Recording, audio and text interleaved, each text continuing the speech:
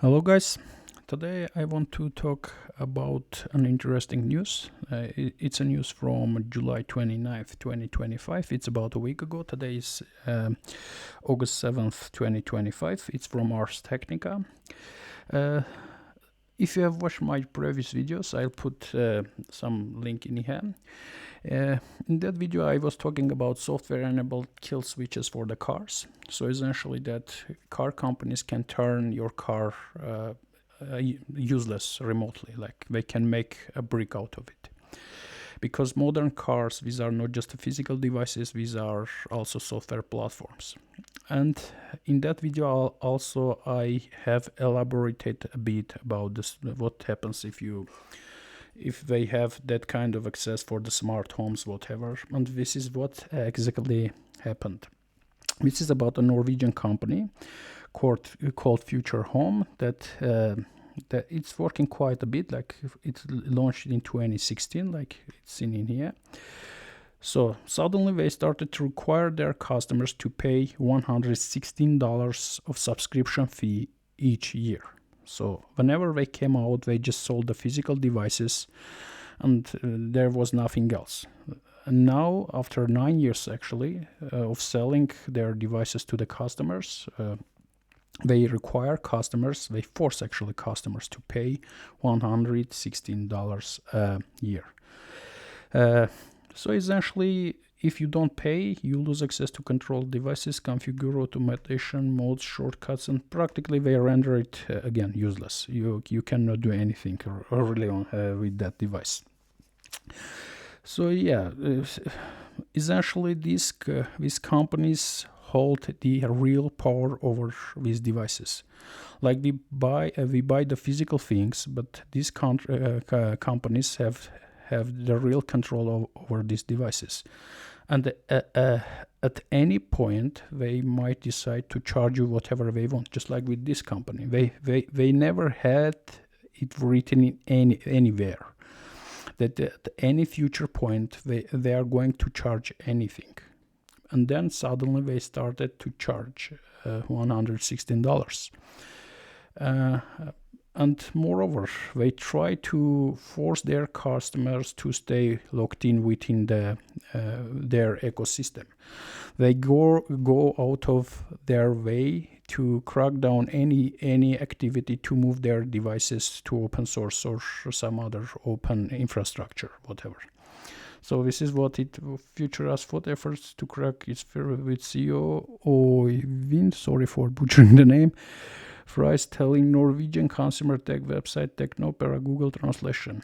It is regrettable that we now have to spend time and resources strengthening the security of a popular service rather than further developing functionality for the benefit of our customers. So essentially, they force their customers to pay whatever they want, and then they do whatever they can to force their customers to stay locked in with within their ecosystem.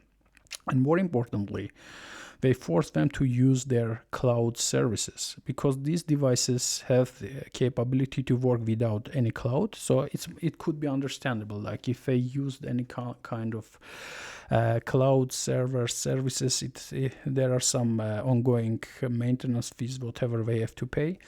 But what if the users don't want to use the cloud? They just connect the devices with each other using some APIs, whatever, and they don't want to use your cloud services. So this company actually does whatever they can to force their customers also to stay within the cloud.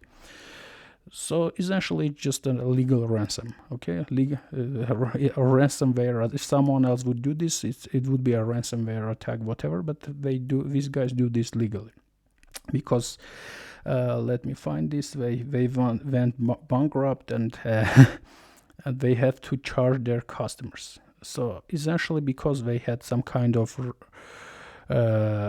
rookie business model, whatever, they couldn't pay for their business expenses, but the customers, they are not guilty. It's your issue as a company. So this is something really to think about in the future. Like whenever you go into some smart home ecosystem, whatever, or you buy a car or anything smart, you are not just buying the physical device at that time.